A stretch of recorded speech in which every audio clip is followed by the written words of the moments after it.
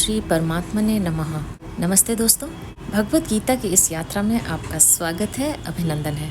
आज हम भगवत गीता के 5वें अध्याय में प्रवेश करेंगे। यदि आप चैनल पर पहली बार आए हैं तो आपको इसके पहले वाले अध्यायों के लिंक डिस्क्रिप्शन में मिल जाएंगे। तो चलिए प्रारंभ करते हैं। वसुदेवसुतं देवं कंसचाणूरमर्दनं देवकी परमानन्दं कृष्णं वन्दे जगद्गुरुम्। अथ श्रीमद्भगवद्गीता पंचमोऽध्यायः। अवतरणिका। श्री भगवान ने चौथे अध्याय के 33वें से 37वें श्लोक तक कर्म तथा पदार्थों का स्वरूप से त्याग करके तत्वदर्शी महापुरुष के पास जाकर ज्ञान प्राप्त करने की प्रचलित प्रणाली की प्रशंसा की और इसके लिए चौथे अध्याय के 34वें श्लोक में अर्जुन को आज्ञा दी। तत्व ज्ञान प्राप्त करने की इस प्रणाली में कर्मों का स्वरूप से त्याग करके एकांत में परमात्म तत्व का मनन करना आवश्यक है। अर्जुन के मन में पहले ही युद्ध रूप कर्म न करने का भाव था, क्योंकि वे अपना कल्याण चाहते थे और युद्ध को पाप समझते थे। अतः अर्जुन ने समझा कि भगवान मेरे लिए इस प्रकार कर्मों का स्वरूप से त्याग करके ज्ञान प्राप्ति के लिए साधन करने को कहते हैं। फिर चौथे अध्याय के 48वें श्लोक में भगवान ने कहा कि उसी तत्व ज्ञान को साधक कर्म योग के द्वारा अवश्य ही स्वयं अपने आप में प्राप्त कर लेता है। भाव यह है कि कर्म योग के साधक को ज्ञान प्राप्त करने के लिए दूसरे साधनों की तथा तत्वदर्शी महापुरुष के पास जाकर निवास करने की कोई आवश्यकता नहीं है। इससे स्पष्ट ही तत्व ज्ञान की प्राप्ति में कर्म योग की विशेष रूप से प्रशंसा हुई है। इस प्रकार अर्जुन ने चौथे अध्याय के 33वें श्लोक में ज्ञान प्राप्त करने की प्रचलित प्रणाली की प्रशंसा सुनी और 34वें श्लोक में विद्धि पद से उस प्रणाली से ज्ञान प्राप्त करने की अपने लिए विशेष आज्ञा मानी। फिर 38वें और 41वें श्लोक में कर्म योग की प्रशंसा सुनी। 42वें श्लोक में भगवान ने अर्जुन को योगम आतिष्ठोतिष्ठ पद से कर्म योग की विधि से युद्ध करने की आज्ञा दी। इस तरह ज्ञान योग और कर्म योग दोनों की प्रशंसा सुनकर तथा दोनों के लिए आज्ञा प्राप्त होने पर अर्जुन यह निर्णय नहीं कर सके कि इन दोनों में कौन सा साधन मेरे लिए श्रेष्ठ है। अतः इसका निर्णय भगवान से कराने के उद्देश्य से अर्जुन प्रश्न करते हैं। अर्जुन उवाच संन्यासं कर्मणां कृष्ण पुनर्योगं च शंससि यच्छ्रेय एतयोरेकं तन्मे ब्रूहि सुनिश्चितम्। अर्जुन बोले, हे कृष्ण, आप कर्मों का स्वरूप से त्याग करने की और फिर कर्म योग की प्रशंसा करते हैं। अतः इन दोनों साधनों में जो एक निश्चित रूप से कल्याणकारक हो उसको मेरे लिए कहिए। संन्यासम कर्मणाम कृष्णा। कौटुंबिक स्नेह के कारण अर्जुन के मन में युद्ध न करने का भाव पैदा हो गया था। इसके समर्थन में अर्जुन ने पहले अध्याय में कई तर्क और युक्तियां भी सामने रखी। उन्होंने युद्ध करने को पाप बताया। गीता पहले अध्याय का 45वां श्लोक।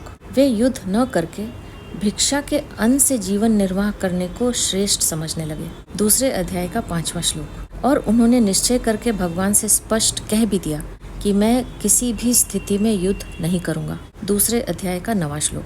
प्रायः वक्ता के शब्दों का अर्थ श्रोता अपने विचार के अनुसार लगाया करते हैं। स्वजनों को देखकर अर्जुन के मन में जो मोह पैदा हुआ उसके अनुसार उन्हें युद्ध रूप कर्म के त्याग की बात उचित प्रतीत होने लगी। अतः भगवान के शब्दों को वे अपने विचार के अनुसार समझ रहे हैं कि भगवान कर्मों का स्वरूप से त्याग करके प्रचलित प्रणाली के अनुसार तत्व ज्ञान प्राप्त करने की ही प्रशंसा कर रहे हैं। पुनर्योगम च शंससि। चौथे अध्याय के 38वें श्लोक में भगवान ने कर्म योग को दूसरे किसी साधन के बिना अवश्यमेव तत्व ज्ञान प्राप्त होने की बात कही है। उसी को लक्ष्य करके अर्जुन भगवान से कह रहे हैं, कभी तो आप ज्ञान योग की प्रशंसा करते हैं, चौथे अध्याय का 33वां श्लोक, और कभी कर्म योग की प्रशंसा करते हैं, चौथे अध्याय का 41वां श्लोक। यच्छ्रेय एतयोरेकं तन्मे ब्रूहि सुनिश्चितम्। इसी तरह का प्रश्न अर्जुन ने दूसरे अध्याय के 7वें श्लोक में भी यच्छ्रेयस्या निश्चितम् ब्रूहि तन्मे पदों से किया था।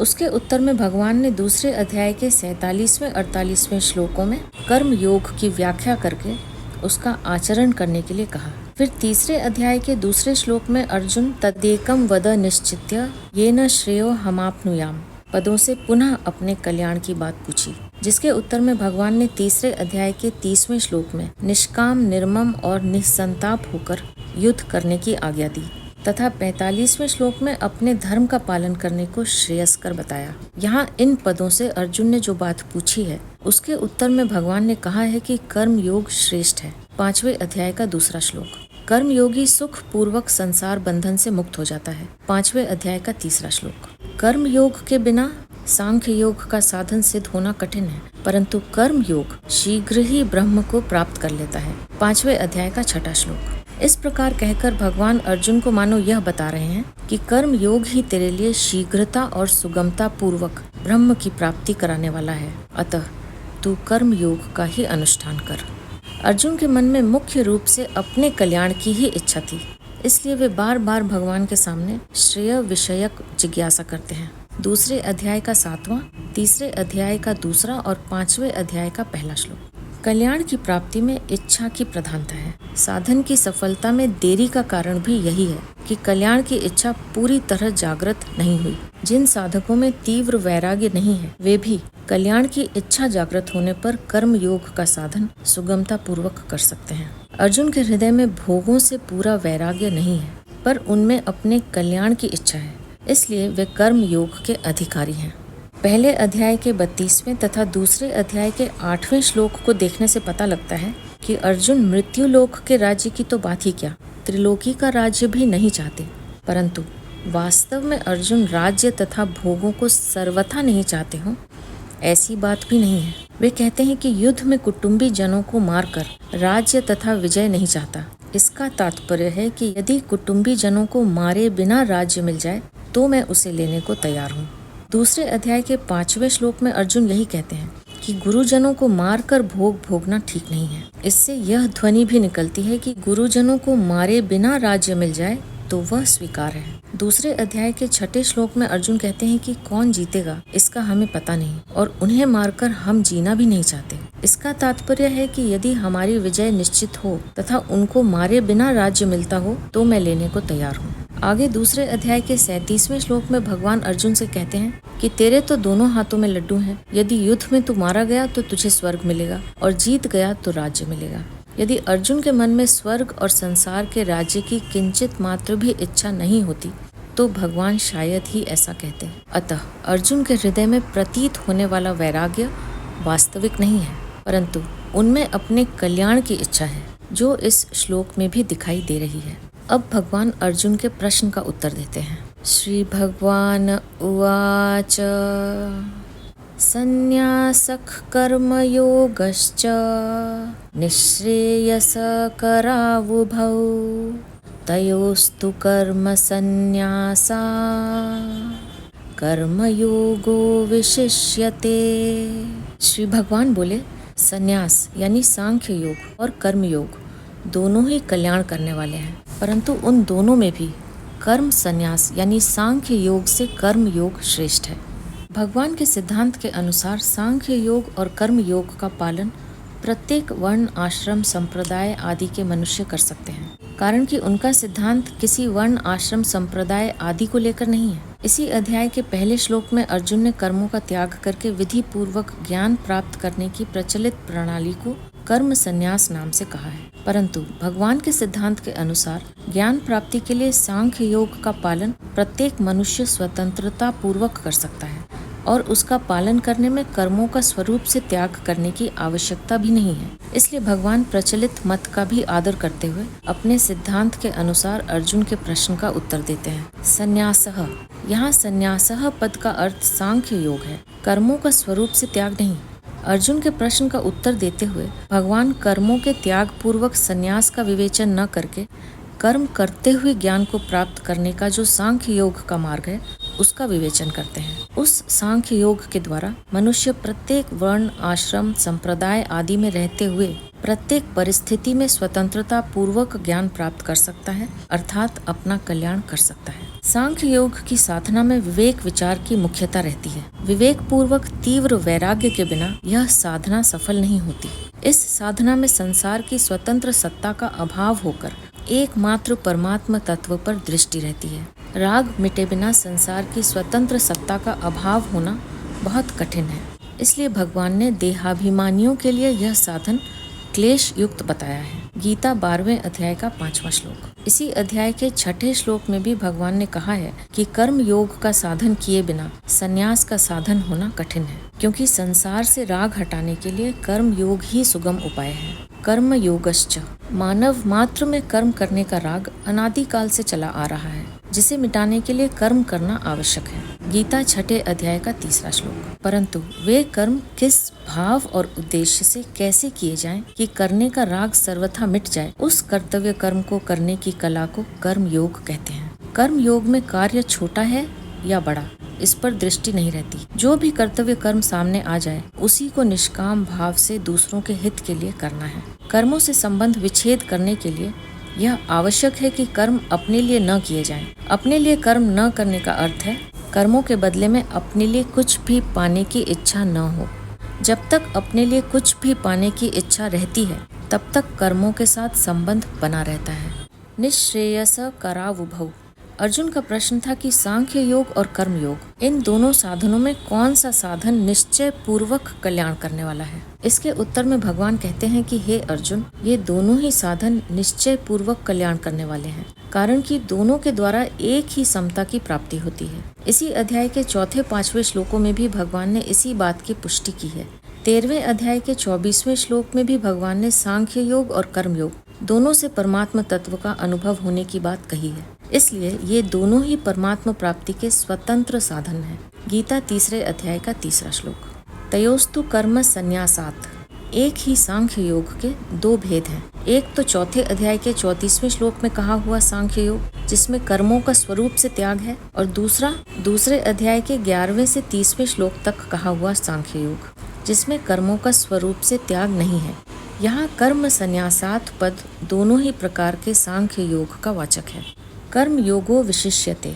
आगे के यानी 3रे श्लोक में भगवान ने इन पदों की व्याख्या करते हुए कहा है कि कर्म योगी नित्य सन्यासी समझने योग्य है, क्योंकि वह सुख पूर्वक संसार बंधन से मुक्त हो जाता है। फिर 6ठे श्लोक में भगवान ने कहा है कि कर्म योग के बिना सांख्य योग का साधन होना कठिन है, तथा कर्म योगी शीघ्र ही ब्रह्म को प्राप्त कर लेता है। तात्पर्य है कि सांख्य योग में तो कर्म योग की आवश्यकता है, पर कर्म योग में सांख्य योग की आवश्यकता नहीं है। इसलिए दोनों साधनों के कल्याण कारक होने पर भी भगवान कर्म योग को ही श्रेष्ठ बताते हैं। कर्म योगी लोक संग्रह के लिए कर्म करता है। लोक संग्रह में वापि संपश्यन कर्तुमर्हसि।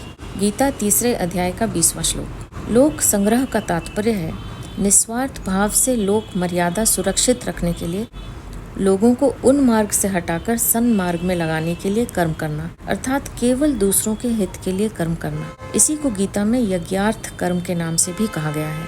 जो केवल अपने लिए कर्म करता है वह बंध जाता है। 3रे अध्याय का 9वां और 13वां श्लोक। परंतु कर्म योगी निस्वार्थ भाव से केवल दूसरों के हित के लिए कर्म करता है, अतः वह कर्म बंधन से सुगमता पूर्वक मुक्त हो जाता है। 4थे अध्याय का 23वां श्लोक। इसलिए कर्म योग श्रेष्ठ है। कर्म योग का साधन प्रत्येक परिस्थिति में और प्रत्येक व्यक्ति के द्वारा किया जा सकता है, चाहे वह किसी भी वर्ण, आश्रम, संप्रदाय आदि का क्यों न हो। परंतु अर्जुन जिस कर्म संन्यास की बात कहते हैं वह एक विशेष परिस्थिति में किया जा सकता है। गीता 4थे अध्याय का 34वां श्लोक। क्योंकि तत्वज्ञ महापुरुष का मिलना, उनमें अपनी श्रद्धा होना और उनके पास जाकर निवास करना, ऐसी परिस्थिति हर एक मनुष्य को प्राप्त होनी संभव नहीं है। अतः प्रचलित प्रणाली के सांख्य योग का साधन एक विशेष परिस्थिति में ही साध्य है, जबकि कर्म योग का साधन प्रत्येक परिस्थिति में और प्रत्येक व्यक्ति के लिए साध्य है। इसलिए कर्म योग श्रेष्ठ है। प्राप्त परिस्थिति का सदुपयोग करना कर्म योग है। युद्ध जैसी घोर परिस्थिति में भी कर्म योग का पालन किया जा सकता है। कर्म योग का पालन करने में कोई भी मनुष्य किसी भी परिस्थिति में असमर्थ और पराधीन नहीं है, क्योंकि कर्म योग में कुछ भी पाने की इच्छा का त्याग होता है। कुछ न कुछ पाने की इच्छा रहने से ही कर्तव्य कर्म करने में असमर्थता और पराधीनता का अनुभव होता है। कर्तृत्व भोक्तृत्व ही संसार है। सांख्य योगी और कर्म योगी इन दोनों को ही संसार से संबंध विच्छेद करना है। इसलिए दोनों ही साधकों को कर्तृत्व और भोक्तृत्व इन दोनों को मिटाने की आवश्यकता है।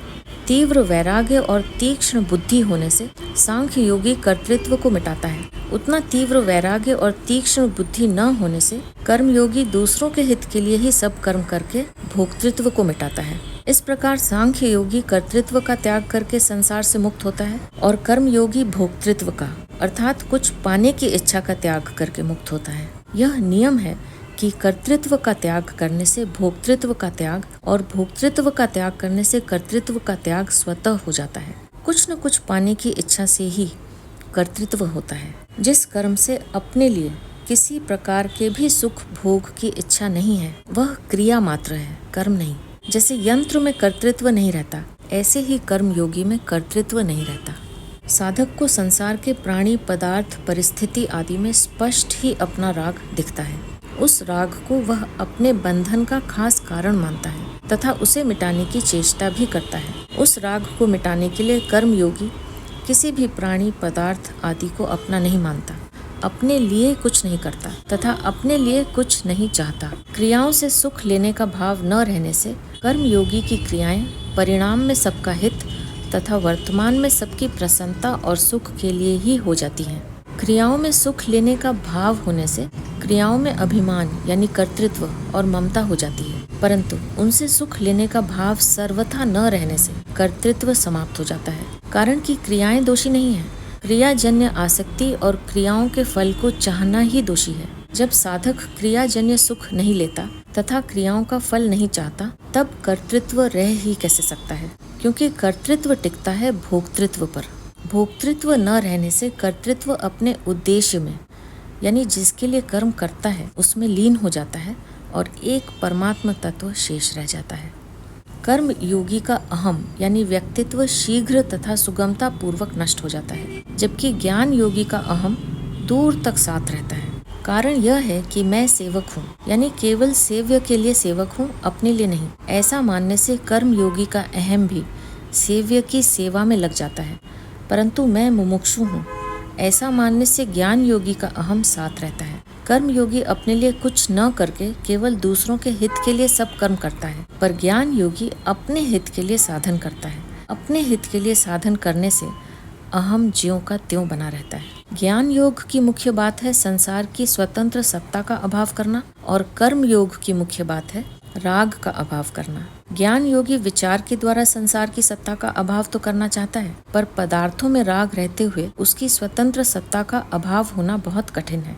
यद्यपि विचार काल में ज्ञान योग के साधक को पदार्थों की स्वतंत्र सत्ता का अभाव दिखता है, तथापि व्यवहार काल में उन पदार्थों की स्वतंत्र सत्ता प्रतीत होने लगती है। परंतु कर्म योग के साधक का लक्ष्य दूसरों को सुख पहुंचाने का रहने से उसका राग स्वतः मिट जाता है। इसके अतिरिक्त मिली हुई सामग्री का त्याग करना कर्म योगी के लिए जितना सुगम पड़ता है उतना ज्ञान योगी के लिए नहीं।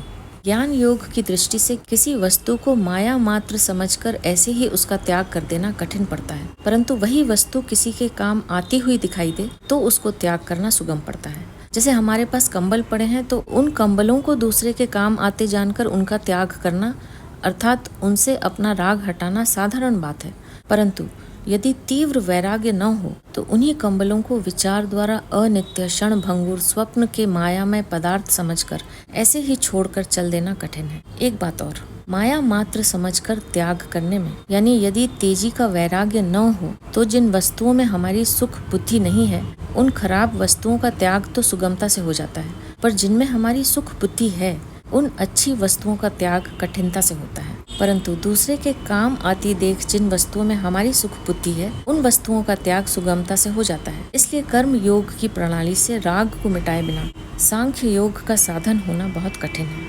विचार द्वारा पदार्थों की सत्ता न मानते हुए भी पदार्थों में स्वाभाविक राग रहने के कारण भोगों में फंसकर पतन तक होने की संभावना रहती है।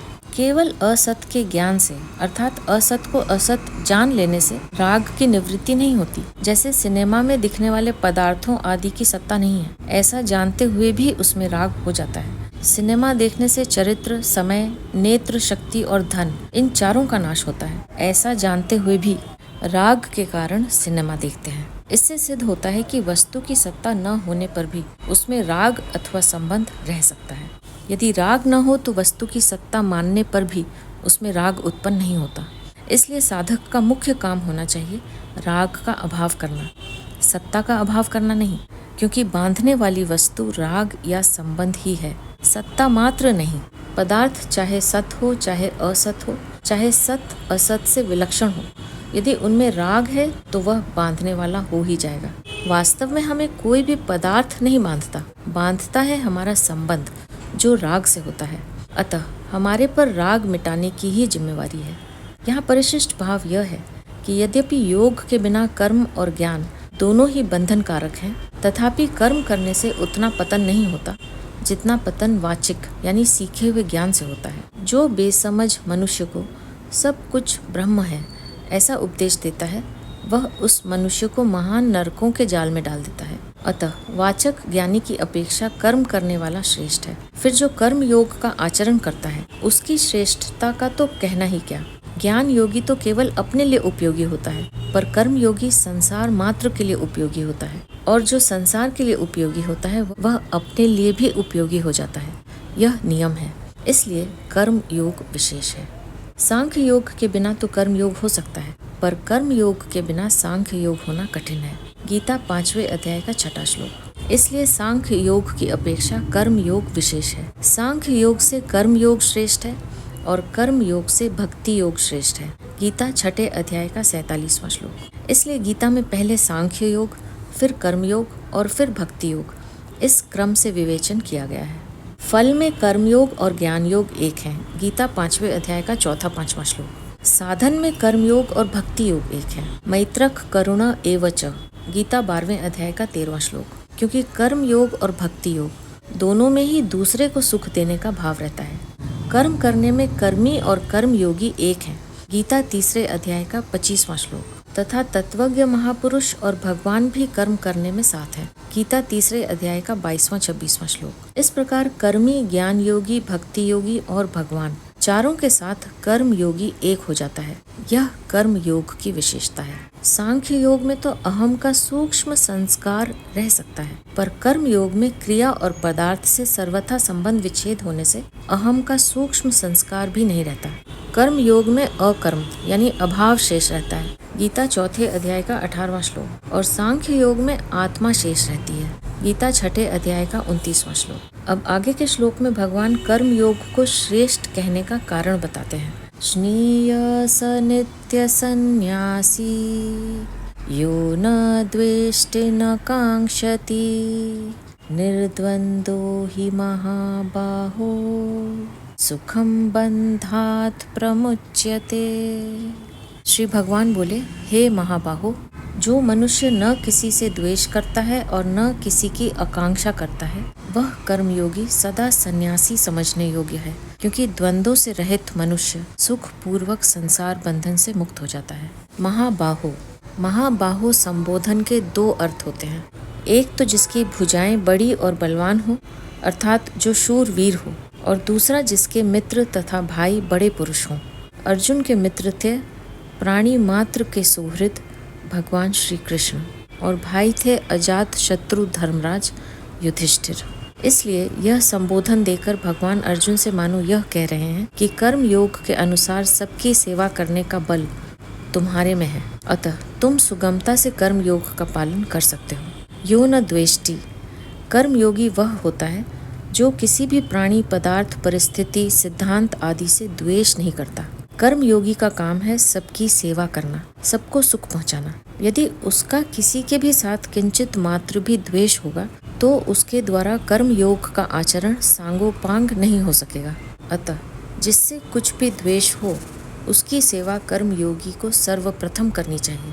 सबसे पहले न द्वेष्टि पद देने का तात्पर्य यह है कि जो किसी को भी बुरा समझता है और किसी का भी बुरा चाहता है, वह कर्म योग के तत्व को समझ ही नहीं सकता। यह मार्मिक बात यह है कि प्राणी मात्र के हित के उद्देश्य से कर्म योगी के लिए बुराई का त्याग करना जितना आवश्यक है उतना भलाई करना आवश्यक नहीं है। भलाई करने से केवल समाज का हित होता है, परंतु बुराई रहित होने से विश्व मात्र का हित होता है। कारण यह है कि भलाई करने में सीमित क्रियाएं और पदार्थों की प्रधानता रहती है, परंतु बुराई रहित होने में भीतर का असीम भाव प्रधान रहता है। यदि भीतर से बुरा भाव दूर न हुआ और बाहर से भलाई करें तो इससे अभिमान पैदा होगा, जो आसुरी संपत्ति का मूल है। भलाई करने का अभिमान तभी पैदा होता है जब भीतर कुछ न कुछ बुराई हो। जहाँ अपूर्णता यानी कमी होती है वहीं अभिमान पैदा होता है, परंतु जहाँ पूर्णता है वहाँ अभिमान का प्रश्न ही पैदा नहीं होता। गहराई से देखा जाए तो नाशवान वस्तुओं की सहायता के बिना भलाई नहीं की जा सकती। जिन वस्तुओं से हम भलाई करते हैं वे वस्तुएं हमारी हैं ही नहीं, प्रत्युत उन्हीं की हैं जिनकी हम भलाई करते हैं। फिर भी यदि भलाई का अभिमान हो तो यह नाशवान का संग है। जब तक नाशवान का संग है तब तक योग की सिद्धि नहीं होती।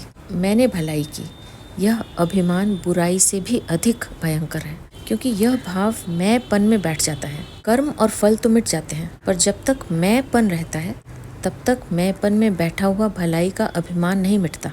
एक बात और, बुराई को तो हम बुराई रूप से जानते ही हैं, पर भलाई को बुराई रूप से नहीं जानते। इसलिए भलाई के अभिमान का त्याग करना बहुत कठिन है।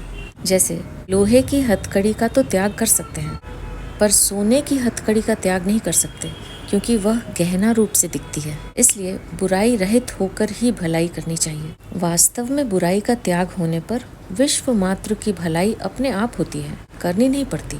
इसलिए बुराई रहित महापुरुष अगर हिमालय की एकांत गुफा में भी बैठा हो तो भी उसके द्वारा विश्व का बहुत हित होता है। न कांक्षति। कर्म योग में कामना का त्याग मुख्य है। कर्मयोगी किसी भी प्राणी, पदार्थ, परिस्थिति आदि की कामना नहीं करता। कामना त्याग और पर हित में परस्पर घनिष्ठ संबंध है। निष्काम होने के लिए दूसरे का हित करना आवश्यक है। दूसरे का हित करने से कामना के त्याग का बल आता है। कर्म योग में कर्ता निष्काम होता है, कर्म नहीं, क्योंकि जड़ होने के कारण कर्म स्वयं निष्काम या सकाम नहीं हो सकता। कर्म कर्ता के अधीन होता है, इसलिए कर्मों की अभिव्यक्ति कर्ता से ही होती है। निष्काम कर्ता के द्वारा ही निष्काम कर्म होते हैं, जिसे कर्म योग कहते हैं। अतः चाहे कर्म योग कहें या निष्काम कर्म, दोनों का अर्थ एक ही होता है। सकाम कर्म योग होता ही नहीं। निष्काम होने से कर्ता कर्म फल से असंग रहता है, परंतु जब कर्ता में सकाम भाव आ जाता है तब वह कर्म फल से बंध जाता है। गीता 5वें अध्याय का 12वां श्लोक। सकाम भाव तभी नष्ट होता है जब कर्ता कोई भी कर्म अपने लिए नहीं करता, प्रत्युत संपूर्ण कर्म दूसरों के हित के लिए ही करता है। इसलिए कर्ता का भाव नित्य निरंतर निष्काम रहना चाहिए। कर्ता में जितना निष्काम भाव होगा उतना ही कर्म योग का सही आचरण होगा। कर्ता के सर्वथा निष्काम होने पर कर्म योग सिद्ध हो जाता है। ज्ञेय स नित्य सन्यासी। अर्जुन ने युद्ध न करके भिक्षा मांगकर जीवन निर्वाह करने की इच्छा प्रकट की थी। गुरु न हत्वा ही महानुभावान श्रेयो भोक्तुम भैक्ष्यमपीह लोके। गीता 2 अध्याय का 5वां श्लोक। अर्थात गुरुजनों को न मारकर संन्यास लेना ही श्रेष्ठ है। भगवान उसी बात का उत्तर देते हुए मानो यह कह रहे हैं कि हे अर्जुन, वह संन्यास तो गुरुजनों के मर जाने के भय से किया जाने वाला बाहरी संन्यास है, पर कर्म योगी का संन्यास राग द्वेष के त्याग से होने वाला नित्य संन्यास अर्थात भीतरी एवं सच्चा संन्यास है। आगे 6 अध्याय के पहले श्लोक में भी भगवान ने केवल अग्नि का त्याग करने वाले अर्थात संन्यास आश्रम मात्र ग्रहण करने वाले पुरुष को सन्यासी न कहकर भीतर से संसार के आश्रय का त्याग करने वाले कर्मयोगी को ही सन्यासी कहा है। इस प्रकार भगवान के मत में कर्मयोगी ही वास्तविक सन्यासी है। कर्म करते हुए भी कर्मों से किसी प्रकार का भी संबंध न रखना ही संन्यास है। कर्मों से किसी प्रकार का संबंध न रखने वाले को कर्मों का फल कभी किसी अवस्था में किंचित मात्र भी नहीं मिलता, न तो संन्यास से नाम क्वचित। गीता 18वें अध्याय का 12वां श्लोक। इसलिए शास्त्र विहित समस्त कर्म करते हुए भी कर्मयोगी सदा सन्यासी ही है। कर्म योग का अनुष्ठान किए बिना सांख्य योग का पालन करना कठिन है। इसलिए सांख्य योग का साधक पहले कर्म योगी होता है, फिर सन्यासी यानी सांख्य योगी होता है। परंतु कर्म योग के साधक के लिए सांख्य योग का अनुष्ठान करना आवश्यक नहीं है। इसलिए कर्म योगी आरंभ से ही सन्यासी है। जिसके राग द्वेष का अभाव हो गया है उसे सन्यास आश्रम में जाने की आवश्यकता नहीं है, क्योंकि कोई भी व्यक्ति, वस्तु, शरीर, इंद्रियां, मन, बुद्धि आदि अपनी नहीं है और अपने लिए भी नहीं है। ऐसा निश्चय होने के बाद राग द्वेष मिटकर ऐसा ही यथार्थ अनुभव हो जाता है। फिर व्यवहार में संसार से संबंध दिखने पर भी भीतर से यानी राग द्वेष न रहने से संबंध होता ही नहीं। यही नित्य संन्यास है। लौकिक अथवा पारलौकिक प्रत्येक कार्य करते समय कर्म योगी का संसार से सर्वथा संन्यास रहता है, इसलिए वह नित्य सन्यासी ही समझने योग्य है। संसार से संबंध विच्छेद अर्थात लिप्तता का अभाव ही संन्यास है, और कर्म योगी में राग द्वेष न रहने से संसार से लिप्तता रहती ही नहीं। अतः कर्म योगी नित्य सन्यासी है। निर्द्वंदो ही महाबाहो सुखम बंधात प्रमुच्यते। साधना के आरंभ में साधक के अंतःकरण में द्वंद रहता है।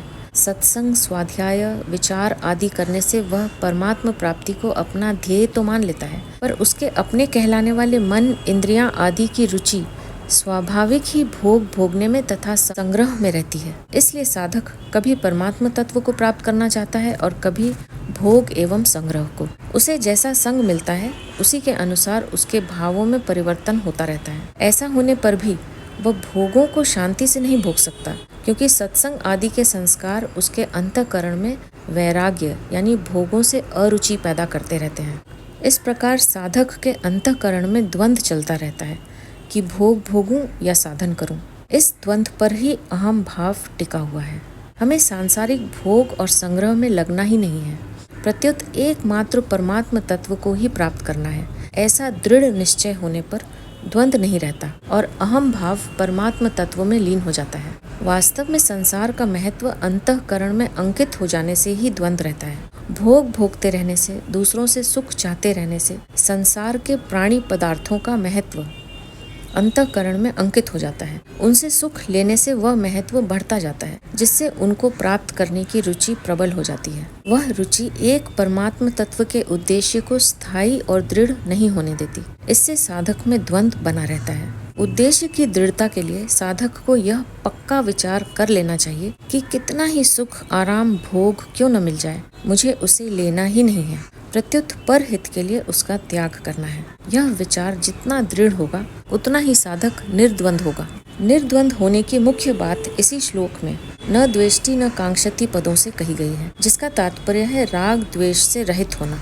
राग द्वेष को मिटाने के लिए यह विचार करना चाहिए कि अपने न चाहने पर भी अनुकूलता और प्रतिकूलता आती ही है, अर्थात अपने चाहने पर अनुकूलता आती है ऐसी बात नहीं है, और न चाहने पर प्रतिकूलता न आती हो ऐसी बात भी नहीं है। अनुकूलता प्रतिकूलता तो प्रारब्ध के फलस्वरूप आती जाती रहती है, फिर इसके आने अथवा जाने की चाहना क्यों करें। अनुकूलता के प्रति राग और प्रतिकूलता के प्रति द्वेष अपनी भूल से होता है। इस प्रकार विचार करने से भूल मिटकर राग द्वेष सर्वथा समाप्त हो जाते हैं। एक बात और कि अपनी यानी स्वयं की सत्ता स्वतंत्र है, किसी पदार्थ, व्यक्ति, क्रिया के अधीन नहीं है, क्योंकि सुषुप्ति अवस्था में जब हम संसार को भूल जाते हैं तब भी अपनी सत्ता बनी रहती है। जागृत और स्वप्न अवस्था में भी हम प्राणी पदार्थ के बिना रह सकते हैं, फिर अपनी स्वतंत्र सत्ता होते हुए भी उनमें राग द्वेष करके हम उनके अधीन क्यों बने। इस प्रकार विचार करने से भी राग द्वेष मिट जाते हैं। संसार का राग उत्पन्न और नष्ट होने वाला है। यह राग कभी स्थायी नहीं रहता, किंतु हम नए नए प्राणी पदार्थ में राग करके इसे बनाए रखने की चेष्टा करते हैं। परंतु परमात्मा की अभिलाषा उत्पन्न और नष्ट होने वाली नहीं है, क्योंकि परमात्मा का ही अंश होने के नाते जीव का परमात्मा से अखंड संबंध है। परमात्मा की अभिलाषा कभी घटती बढ़ती भी नहीं, केवल संसार में राग अधिक होने पर वह घटती हुई और राग कम होने पर वह बढ़ती हुई दिखती है। इसलिए मैं सदा जीता रहूं, मैं सब कुछ जान लूं, मैं सदा सुखी रहूं, इस रूप में सत्य चित्त आनंद स्वरूप परमात्मा की अभिलाषा जीव मात्र में निरंतर रहती है। जब संसार का राग मिट जाता है और एकमात्र परमात्मा की अभिलाषा रह जाती है, तब द्वंद नहीं रहता। कर्म योग, ज्ञान योग और भक्ति योग तीनों ही योग मार्गों में निर्द्वंद होना बहुत आवश्यक है। जब तक द्वंद है तब तक मुक्ति नहीं होती। गीता 7वें अध्याय का 27वां श्लोक। परमात्म तत्व की प्राप्ति में राग और द्वेष ये दो शत्रु हैं। गीता 3रे अध्याय का 34वां श्लोक। निर्द्वंद होने से ये दोनों मिट जाते हैं और इनके मिटने से सुख पूर्वक परमात्म तत्व की प्राप्ति हो जाती है। संसार में उलझनों के दो ही कारण हैं, राग और द्वेष। जितने भी साधन हैं सब राग द्वेष को मिटाने के लिए ही हैं। राग द्वेष के मिटने पर नित्य प्राप्त परमात्म तत्व की अनुभूति स्वतः सिद्ध है। इसमें परिश्रम है ही नहीं, कारण कि परमात्म तत्व की अनुभूति असत के द्वारा नहीं होती, प्रत्युत असत के त्याग से होती है। असत की सत्ता राग द्वेष पर ही टिकी है। असत संसार तो स्वतः ही मिट रहा है, पर अपने में राग द्वेष को पकड़ने से संसार स्थिर दिखता है। अतः जो संसार निरंतर मिट रहा है, उसमें राग द्वेष न रहने से मुक्ति नहीं होगी तो क्या होगा। इसलिए निर्द्वंद अर्थात राग द्वेष से रहित मनुष्य सुख पूर्वक संसार बंधन से मुक्त हो जाता है। यहाँ परिशिष्ट भाव यह है कि बाहर के सुख दुख यानी सुखदायी दुखदायी परिस्थिति में सम और भीतर के सुख दुख से रहित होना निर्द्वंद अर्थात द्वंद रहित होना है। तादात्म्य में चेतन अंश की मुख्यता से जिज्ञासा रहती है और जड़ अंश की मुख्यता से कामना रहती है। मनुष्य में भूख तो अविनाशी तत्व की रहती है, पर रुचि नाशवान की रहती है, क्योंकि अविनाशी की भूख को वह नाशवान के द्वारा मिटाना चाहता है। भूख और रुचि का यह द्वंद मनुष्य के संसार बंधन को दृढ़ कर देता है। जब मनुष्य का संसार में राग द्वेष नहीं रहता, तब उसकी जिज्ञासा पूर्ण हो जाती है और कामना मिट जाती है, अर्थात वह निर्द्वंद हो जाता है। इस अध्याय के दूसरे श्लोक के पूर्वार्ध में भगवान ने ज्ञान योग और कर्म योग दोनों को परम कल्याण करने वाले बताया। उसकी व्याख्या अब आगे के 2 श्लोकों में करते हैं। सांख्य योगौ पृथक बालाः प्रवदन्ति न पंडिताः एकमप्यास्थितः सम्यक् उभयोर्विन्दते फलम्। श्री भगवान बोले, बेसमझ लोग सांख्य योग और कर्म योग को अलग अलग फल वाले कहते हैं, न कि पंडित जन, क्योंकि इन दोनों में से एक साधन में भी अच्छी तरह से स्थित मनुष्य दोनों के फल रूप परमात्मा को प्राप्त कर लेता है। सांख्य योगौ पृथक बाला प्रवदन्ति न पंडिताः। इसी अध्याय के पहले श्लोक में अर्जुन ने कर्मों का स्वरूप से त्याग करके तत्वदर्शी महापुरुष के पास जाकर ज्ञान प्राप्त करने के साधन को कर्म संन्यास नाम से कहा है। भगवान ने भी दूसरे श्लोक में अपने सिद्धांत की मुख्यता रखते हुए उसे संन्यास और कर्म संन्यास नाम से कहा है। अब उस साधन को भगवान यहाँ सांख्य नाम से कहते हैं। भगवान शरीर शरीरी के भेद का विचार करके स्वरूप में स्थित होने को सांख्य कहते हैं। भगवान के मत में संन्यास और सांख्य पर्यायवाची हैं, जिसमें कर्मों का स्वरूप से त्याग करने की आवश्यकता नहीं है। अर्जुन जिसे कर्म संन्यास नाम से कह रहे हैं, वह भी निस्संदेह भगवान के द्वारा कहे सांख्य का ही एक अवान्तर भेद है, कारण कि गुरु से सुनकर भी साधक शरीर शरीरी के भेद का ही विचार करता है। बालाहा पद से भगवान यह कहते हैं कि आयु और बुद्धि में बड़े होकर भी जो सांख्य योग और कर्म योग को अलग अलग फल वाले मानते हैं, वे बालक अर्थात बेसमझ ही हैं। जिन महापुरुषों ने सांख्य योग और कर्म योग के तत्वों को ठीक ठीक समझा है, वे ही पंडित अर्थात बुद्धिमान हैं। वे लोग दोनों को अलग अलग फल वाले नहीं कहते, क्योंकि वे दोनों साधनों की प्रणालियों को न देखकर उन दोनों के वास्तविक परिणाम को देखते हैं। साधन प्रणाली को देखते हुए स्वयं भगवान ने तीसरे अध्याय के तीसरे श्लोक में सांख्य योग और कर्म योग को 2 प्रकार का साधन स्वीकार किया है। दोनों की साधन प्रणाली तो अलग अलग है, पर साध्य अलग अलग नहीं है। एकम अप्यास्थितः सम्यक उभयोर विन्दते फलम। गीता में जगह जगह सांख्य योग और कर्म योग का परमात्म प्राप्ति रूप फल एक ही बताया गया है। 13वें अध्याय के 24वें श्लोक में दोनों साधनों से अपने आप में परमात्म तत्व का अनुभव होना बताया गया है। तीसरे अध्याय के 19वें श्लोक में कर्म योगी के लिए परमात्मा की प्राप्ति बताई गई है और 12वें अध्याय के 4थे श्लोक में तथा 13वें अध्याय के 34वें श्लोक में ज्ञान योगी के लिए परमात्मा की प्राप्ति बताई गई है। इस प्रकार भगवान के मत में दोनों साधन एक ही फल वाले हैं। यहाँ परिशिष्ट भाव यह है कि जो अन्य शास्त्रीय बातों को तो जानता है, पर सांख्य योग और कर्म योग के तत्व को गहराई से नहीं जानता, वह वास्तव में बालक अर्थात बेसमझ है। गीता भर में अविनाशी तत्व के लिए फल शब्द इसी श्लोक में आया है। यहाँ फल शब्द का अर्थ है परिणाम। कर्म योग और ज्ञान योग दोनों साधनों से प्राप्त होने वाले तत्व को फल कहने का तात्पर्य है कि इन दोनों साधनों में मनुष्य का अपना उद्योग मुख्य है। ज्ञान योग में विवेक रूप उद्योग मुख्य है और कर्म योग में परहित की क्रिया रूप उद्योग मुख्य है। साधक का अपना उद्योग परिश्रम सफल हो गया, इसलिए इसको फल कहा गया है। यह फल नष्ट होने वाला नहीं है। कर्म योग तथा ज्ञान योग दोनों का फल आत्मज्ञान अथवा ब्रह्म ज्ञान है। कर्तव्य कर्म करना कर्मयोग है और कुछ न करना ज्ञान योग है। कुछ न करने से जिस तत्व की प्राप्ति होती है उसी तत्व की प्राप्ति कर्तव्य कर्म करने से हो जाती है। करना और न करना तो साधन है और इनसे जिस तत्व की प्राप्ति होती है वह साध्य है। यत् सांख्यैः प्राप्यते स्थानं तद्योगैरपि गम्यते एकं सांख्यं च योगं च यः पश्यति स पश्यति। श्री भगवान बोले, सांख्य योगियों के द्वारा जो तत्व प्राप्त किया जाता है कर्म योगियों के द्वारा भी वही प्राप्त किया जाता है। अतः जो मनुष्य सांख्य योग और कर्म योग को फल रूप में एक देखता है वही ठीक देखता है। यत् सांख्यैः प्राप्यते स्थानम तद्योगैरपि गम्यते।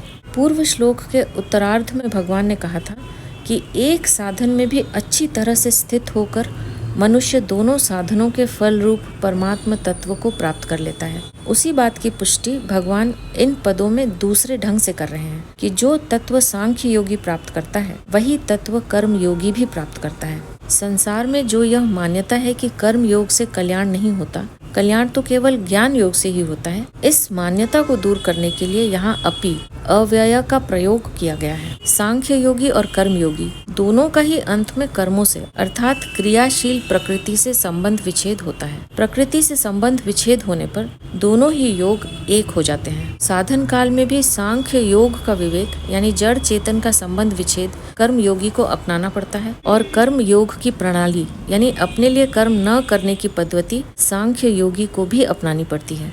सांख्य योग का विवेक प्रकृति पुरुष का संबंध विच्छेद करने के लिए होता है और कर्म योग का कर्म संसार की सेवा के लिए होता है। सिद्ध होने पर सांख्य योगी और कर्म योगी दोनों की एक स्थिति होती है क्योंकि दोनों ही साधकों की अपनी निष्ठाएं हैं। गीता 3 अध्याय का 3 श्लोक। संसार विषम है। घनिष्ठ से घनिष्ठ सांसारिक संबंध में भी विषमता रहती है, परंतु परमात्मा सम है। अतः सम रूप परमात्मा की प्राप्ति संसार से सर्वथा संबंध विच्छेद होने पर ही होती है। संसार से संबंध विच्छेद करने के लिए 2 योग मार्ग हैं, ज्ञान योग और कर्म योग। मेरे सत स्वरूप में कभी अभाव नहीं होता, जबकि कामना आसक्ति अभाव में ही पैदा होती है, ऐसा समझकर असंग हो जाए, यह ज्ञान योग है। जिन वस्तुओं में साधक का राग है उन वस्तुओं को दूसरों की सेवा में खर्च कर दे और जिन व्यक्तियों में राग है उनकी निस्वार्थ भाव से सेवा कर दे, यह कर्म योग है। इस प्रकार ज्ञान योग में विवेक विचार के द्वारा और कर्म योग में सेवा के द्वारा संसार से संबंध विच्छेद हो जाता है। एकम सांख्यम च योगम च यः पश्यति स पश्यति। पूर्व श्लोक के पूर्वार्ध में भगवान ने व्यतिरेक रीति से कहा था कि सांख्य योग और कर्म योग को बेसमझ लोग ही अलग अलग फल देने वाले कहते हैं। उसी बात को अब अन्वय रीति से कहते हैं कि जो मनुष्य इन दोनों साधनों को फल दृष्टि से एक देखता है वही यथार्थ रूप में देखता है। इस प्रकार चौथे और 5वें श्लोक का सार यह है कि भगवान सांख्य योग और कर्म योग दोनों को स्वतंत्र साधन मानते हैं और दोनों का फल एक ही परमात्म तत्व की प्राप्ति मानते हैं। इस वास्तविकता को न जानने वाले मनुष्य को भगवान बेसमझ कहते हैं और इसे जानने वाले को भगवान यथार्थ जानने वाला यानी बुद्धिमान कहते हैं। यहाँ विशेष बात यह है कि किसी भी साधन की पूर्णता होने पर जीने की इच्छा, मरने का भय, पाने का लालच और करने का राग, ये चारों सर्वथा मिट जाते हैं। जो निरंतर मर रहा है अर्थात जिसका निरंतर अभाव हो रहा है, उस शरीर में मरने का भय नहीं हो सकता और जो नित्य निरंतर रहता है उस स्वरूप में जीने की इच्छा नहीं हो सकती। तो फिर जीने की इच्छा और मरने का भय किसे होता है? जब स्वरूप शरीर के साथ तादात्म्य कर लेता है तब उसमें जीने की इच्छा और मरने का भय उत्पन्न हो जाता है। जीने की इच्छा और मरने का भय ये दोनों ज्ञान योग से विवेक द्वारा मिट जाते हैं। पाने की इच्छा उसमें होती है जिसमें कोई अभाव होता है। अपना स्वरूप भाव रूप है, उसमें कभी अभाव नहीं हो सकता, इसलिए स्वरूप में कभी पाने की इच्छा नहीं होती। पाने की इच्छा न होने से उसमें कभी करने का राग उत्पन्न नहीं होता। स्वयं भाव रूप होते हुए भी जब स्वरूप अभाव रूप शरीर के साथ तादात्म्य कर लेता है तब उसे अपने में अभाव प्रतीत होने लगता है, जिससे उसमें पाने की इच्छा उत्पन्न हो जाती है और पाने की इच्छा से करने का राग उत्पन्न हो जाता है। पाने की इच्छा और करने का राग ये दोनों कर्म योग से मिट जाते हैं। ज्ञान योग और कर्म योग इन दोनों साधनों में से किसी एक साधन की पूर्णता होने पर जीने की इच्छा, मरने का भय, पाने का लालच और करने का राग, ये चारों सर्वथा मिट जाते हैं।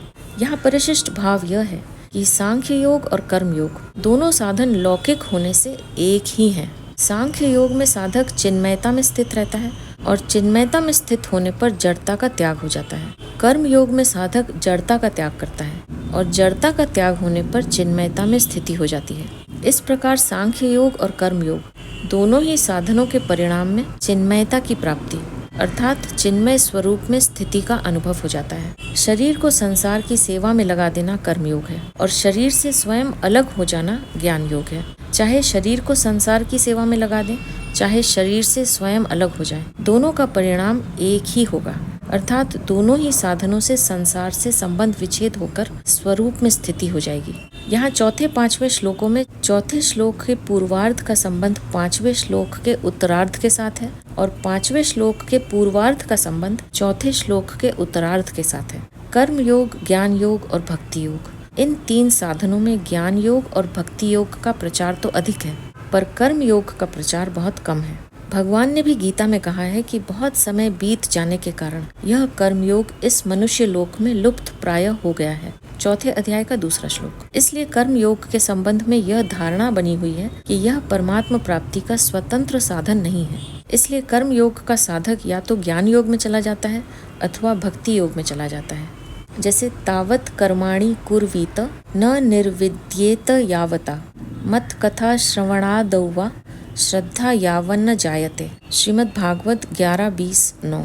यानी तभी तक कर्म करना चाहिए जब तक भोगों से वैराग्य न हो जाए, यानी ज्ञान योग का अधिकारी न बन जाए, अथवा जब तक मेरी लीला कथा के श्रवण में श्रद्धा न हो जाए, यानी भक्ति योग का अधिकारी न बन जाए। परंतु यहाँ भगवान ज्ञान योग की तरह कर्म योग को भी परमात्मा प्राप्ति का स्वतंत्र साधन बता रहे हैं। इन चौथे पांचवें श्लोकों के सिवाय गीता में अनेक जगह कर्म योग के द्वारा स्वतंत्रता पूर्वक तत्व ज्ञान यानी परम शांति, मुक्ति अथवा परमात्म तत्व की प्राप्ति होने की बात आई है। जैसे तत्स्वयं योग संसिद्ध काले नात्मने विन्दति, चौथे अध्याय का 38वां श्लोक। योग युक्तो मुनिर ब्रह्म नचिरेणाधि गच्छति, पांचवें अध्याय का 6वां श्लोक। यज्ञायाचरतः कर्म समग्रम प्रविलीयते, चौथे अध्याय का 23वां श्लोक। ज्ञानाग्नि दग्ध कर्माणम तमाहुः पंडितम बुधाः, चौथे अध्याय का 19वां श्लोक। युक्तः कर्म फलम त्यक्त्वा शांतिम माप्नोति नैष्ठिकीम, पांचवें अध्याय का 12वां श्लोक। श्रीमद् भागवत में भी कर्म योग को परमात्मा प्राप्ति का स्वतंत्र साधन बताया गया है। स्वधर्मस्थो यजन यज्ञैरनाशी काम उद्धव न याति स्वर्ग नरकौ यद्यन्य समाचरेत, श्रीमद् भागवत 11:20-10। यानी जो स्वधर्म में स्थित रहता है तथा भोगों की कामना का त्याग करके अपने कर्तव्य कर्मों के द्वारा भगवान का पूजन करता है तथा सकाम भाव पूर्वक कोई कर्म नहीं करता, उसको स्वर्ग या नरक में नहीं जाना पड़ता, अर्थात वह कर्म बंधन से मुक्त हो जाता है। अस्मिन् लोके वर्तमानः स्वधर्मस्थो नघ शुचिः ज्ञानम विशुद्धम आपनोति मद भक्तिम वा यदृच्छया, श्रीमद् भागवत 11:20-11। यानी स्वधर्म में स्थित वह कर्म योगी इस लोक में सब कर्तव्य कर्म का आचरण करते हुए भी पाप पुण्य से मुक्त होकर बिना परिश्रम के तत्व ज्ञान को अथवा परम प्रेम परा भक्ति को प्राप्त हो जाता है। तात्पर्य यह हुआ कि कर्म योग साधक को ज्ञान योग अथवा भक्ति योग का अधिकारी भी बना देता है और स्वतंत्रता से कल्याण भी करा देता है। दूसरे शब्दों में कर्म योग से साधन ज्ञान अथवा साधन भक्ति की प्राप्ति भी हो सकती है और साध्य ज्ञान यानी तत्व ज्ञान अथवा साध्य भक्ति यानी परम प्रेम या परा भक्ति की प्राप्ति भी हो सकती है। इसी अध्याय के दूसरे श्लोक में भगवान ने संन्यास यानी सांख्य योग की अपेक्षा कर्म योग को श्रेष्ठ बताया। अब आगे के श्लोक में उसी बात को दूसरे प्रकार से कहते हैं, जिन्हें लेकर हम अपनी अगली प्रस्तुति में फिर उपस्थित होंगे। अब मैं आपसे आज्ञा लूंगी। आप अपना ध्यान रखिए, हमेशा खुश रहिए, मुस्कुराते रहिए। आपका बहुत बहुत धन्यवाद। ओम श्री परमात्मने नमः।